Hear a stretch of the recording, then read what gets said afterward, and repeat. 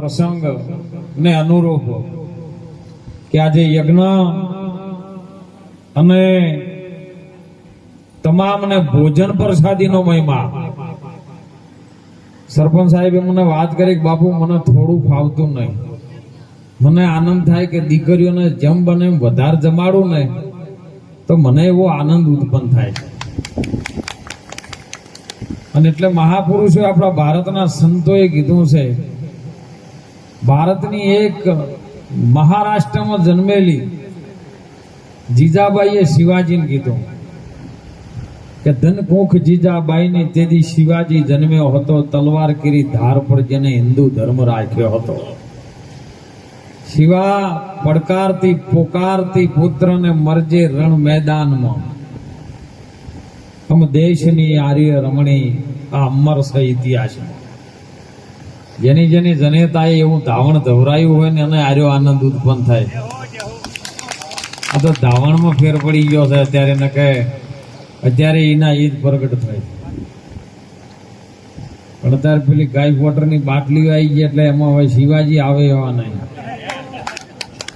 કારણ કે ટાઈમ જ નહીં, ધાવણ ધવરાવાનો ટાઈમ નહીં. તમે નોકરીઓ એવી પકડી છે ને, એટલે પોતાના દીકરા હોમો ધવરાવાનું, તમારું ધાવણ ધવરાવાનું તમારો ટાઈમ નથી. મારી માતાઓને ખાસ ઠપકો આલું, ધર્મ સાચવવો નહીં તમારા હાથની વાત છે. કારણ કે આ ધરતીનો પાયો છે. સંતને જન્મ તમે આપો, શૂરવીરને તમે જન્મ આપો, અને દાતારને તમારા કુખેથી જો જન્મ આપતા હોય ને તો તમે છો. અને એટલે મારી ભારતની નારી શક્તિઓનું ખાસ વંદન કરું છું. મારા સંતો પણ વંદન કરે છે કે જનની જણજે તું ભગત જણજે, કઈક દાતાર કઈક શૂરવીર, નહીતર રેજે વાંધણી તમારું મુત ગુમાવજે નૂર. તારા કુખની અંદરથી જો કદાચ એવો શૂરવીર દીકરો પ્રગટ થાય ને તો આજની ધરતીમાં આ ધર્મની ધજા જેના નામની ફરકે, જેના નામનો તમે પ્રસાદ ગાધો ને એ ચાતરેડ દાદાના નામનો ગાધો છે. અને જો ચાતરેડ દાદા એવું નથી કે મંદિરમાં આયા ને બહાર પ્રગટ ન આવે, હજારો જણા ભોજન ને આહુતિ યજ્ઞ કરાયો ને એવા અમારા રમેશભાઈ સરપંચ સાહેબ તાળીઓથી બતાવો. એ દાદો એમાં પ્રગટ થઈને આવે, પણ જેની પારખવાની દ્રષ્ટિ હોય પારખી જાય, બીજો ન પારખી શકે. અને એટલે મહાપુરુષોએ આપણા ભારતના સંતોએ સાહેબ સુંદર અણમોલ વાત કરી છે કે બધી 84 લાખ યોનિઓ છે,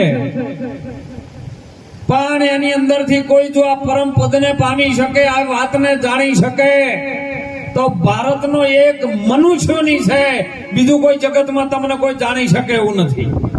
પંખી, પારેવડા, ઢોર, ઢોકર, ઈયળ, ઈતેડીઓ, ઉધેય, જે જળમાં રહેતો હોય માછલું, મગર, પણ ઈ આ વાતને ન જાણી શકે. ચાતરેડ દાદા આવા હતા.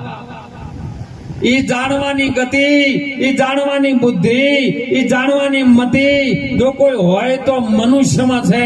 એટલે મનુષ્યને સંતોએ કીધું છે કે આવેલો જન્મ મારો સુધારો. ગુરુજી, આવેલો આ જન્મ સુધારો.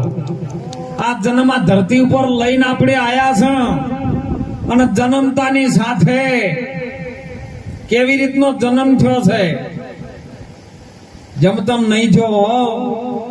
કોટિક જન્મના પુણ્યથી મળ્યો છે મનુષ્ય અવતાર. આ જન્મે જો તમે હરિ ન ઓળખ્યા ને તો લાખો વાર છે ધિક્કાર.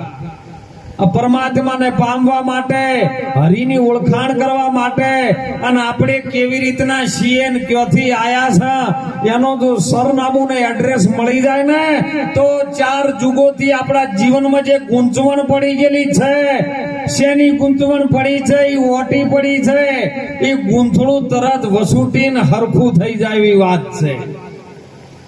એટલે મહાપુરુષો પોકાર કરે છે કે તમે જાગો. હમણાં સુંદર વાણીમાં કરશનભાઈ સાહેબે વાત કરી, જાગો જગતના લોકો, જાગો, નામનો ડંકો વાગે છે. આ નામનો ડંકો જેને જેને નામ પકડ્યું ને એને તો સંતોએ કીધું કે નામ લિયા એને સબ કુછ લિયા, सकल शास्त्र को भेद, नाम विना तो नर नरके गया, पढ़ी पढ़ी चारों वेद. 4 વેદ પઢ્યા પણ એનું જ્ઞાન થયું પણ ભણ ન થયું. કે અમરભાઈ જો ભાન થાય ને એનું ધ્યાન થાય ને તો આર્યું કલ્યાણ થાય એવું છે. આયેલું આ પોત ભૂતોથી મળેલું શરીર અને આ પોત ભૂતોથી મળેલું છે ને એ તો ઉસી ઉધારણ કરેલું છે. ઉસી ઉધારેલું કોઈ દાડો કોમ જલ્દી નહીં આવે. કયા ટેમે ખાલી કરાવવું પડશે. હમણાં પાણીમાં નથી વાત કરી. કોણ જાણે કલકી મૂર્ખ બાત કરે છે. કલકી હે રજકણ તારા રધડી જા છે, રણમાં ઉડી છે રેત, બાજી છે હજી તારા હાથમાં, ચેતી જા નરતું ચેત. આ ચેતવવા માટે આપણને એક તક આવી છે ને અવસર ઉભો થયો છે. આ અવસરમાં ઉભા થયા હોય અને આ અવસર જો જોણી લઈએ, આ ગતને જોણી લઈએ તો આપણો આ મનુષ્ય જન્મ સુધરી જાય એવો છે. આ ફેરો ફોગટમાં ન જાય હો. કારણ કે ખમી હોદના ધનરાજભાઈ જય બોલવાનું પણ જય બોલી નહીં બોલી. કેમ? દાદાનો પ્રસાદ ધાપીને ગાધો છે ને જય ન બોલો તો આપણે વસૂલ ના કરે તો આપણને પાપ લાગે. કેમ કે એક મહારાજ હતા ને એટલે મોટું આવો ધર્મશાળા મંદિર ને મોટો આશ્રમ જેવું હતું. એટલે મહારાજે મોટો ભંડારો કર્યો. જેમ આજ રમેશભાઈ બધાને યજ્ઞ કરીને સાહેબ જમણવાર કર્યો ને એવો મહારાજે મોટો ભંડારો કરેલો. દેશ વિદેશ થી સાધુ સંતો આયા, માણસો આયા અને જોયું કે આવડો મોટો ભંડારો ને આટલી બધી પબ્લિક છે, જમવામાં બધા આમ ફટાફટ થાળીઓ લીધી. પણ કોઈ સમજણા પુરુષ હતા અમારા ધનરાજભાઈ જેવા, જગાણા ભક્ત મંડળ જેવા, કે મારે જમવાની પછી વાત પણ પેલા જેને ભંડારો કર્યો છે એને અમારા દર્શન કરવા છે. એટલે કીધું કે મહારાજ જો છે આ ભંડારો કરવા વાળા, કે કોઈને કીધું સેવકો કે પેલા બાપુ ઠેઠ નાકામાં રહ્યા, તમે અહીંયા જઈને બાપુનું દર્શન કરી લો. એટલે બધું મંડળ ત્યાં ઉપડ્યું. બાપુ ત્યાં જઈને દરવાજામાં જોયું ને તો બાપુ તો પતરાળા થાળીઓ ઉપાડેલા. એટલે પેલા ભક્તોએ પૂછ્યું કે બાપુ આટલો મોટો યજ્ઞ કરી, આવડો મોટો ભંડારો કર્યો, આટલો જમણવાર કર્યો, તમે થાળીઓ ઉપાડો છો? બાપા લાવો અમે ઉપાડીએ. કે ના ભાઈ એવું ના હોય. કેમ? કે તમારે સાચું કારણ જાણવું છે કે હું થાળીઓ કેમ ઉપાડું છું? આ દરવાજાના નાકામાં આવો, બાયણા આડું એક કૂતરું બેઠું છે જોવો.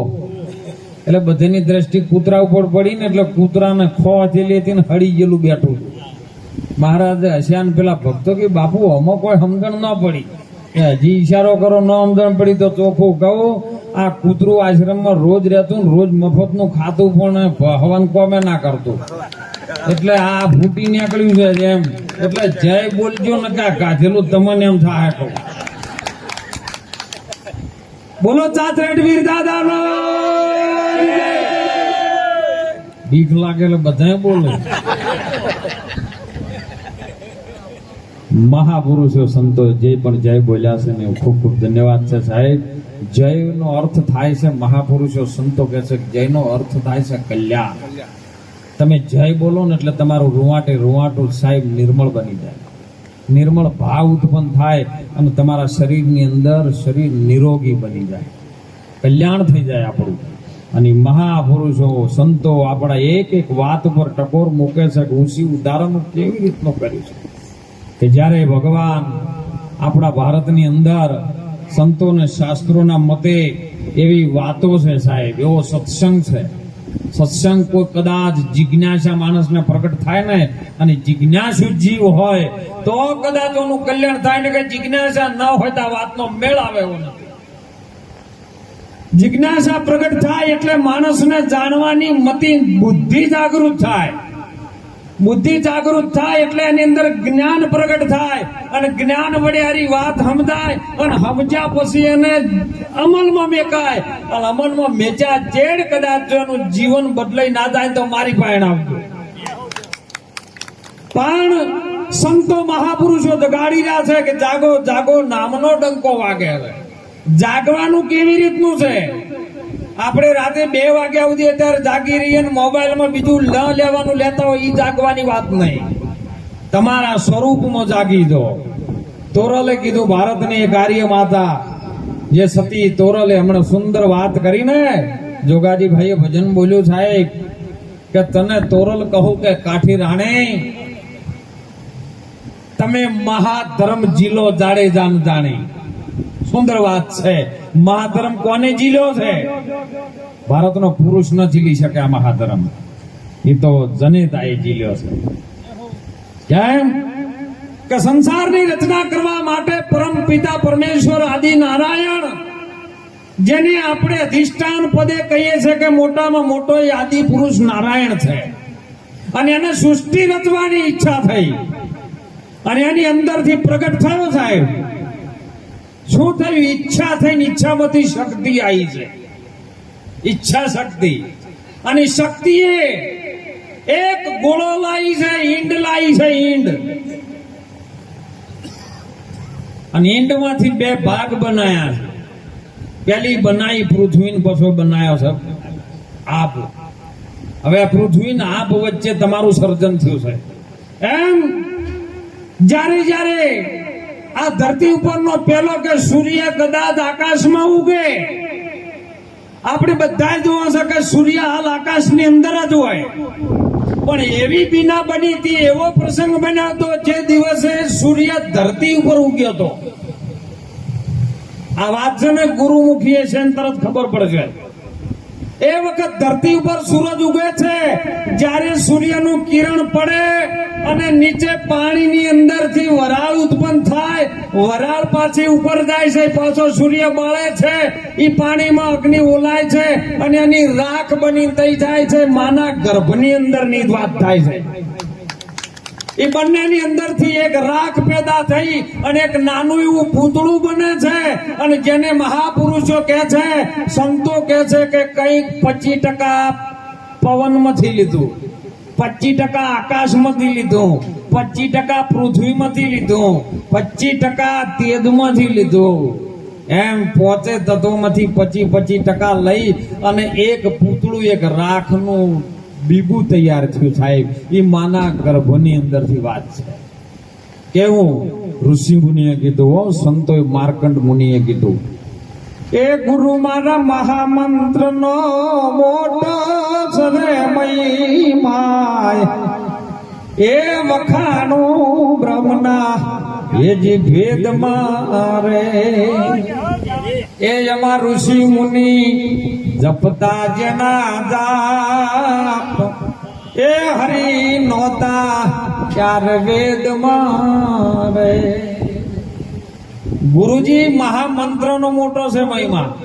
મહામંત્ર કેવો છે? સદગુરુના ચરણે જે જાય ને એને ખબર પડે, બાકી ન પડે. ધનરાજભાઈ, મહામંત્ર એવો છે કે એક તમે લઈ રહ્યો ને તો બધા હજારો મંત્ર એની અંદર સમાવેશ થઈ જાય. મહામંત્ર એવો છે ગુરુના ચરણમાંથી નીકળે છે, બ્રહ્મ મુખમાંથી નીકળે છે. અને મહામંત્ર કદાચ ભારતનો કોઈ સંત, કોઈ મનુષ્ય, અરે કોઈ પ્રાણી લઈ લે ને તોય અમર બની જાય.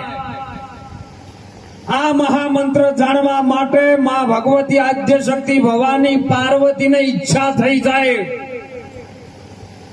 કે મને તમે જેનું ધ્યાન ધરો છો એ મહામંત્ર કોનો ધરો છો મને કહો. એટલે ભગવાન ભોળાનાથે કીધું કે આ વાત જાણવા જેવી છે, પણ તને અધૂરાપનમાં લઈ ગયો. બેઠા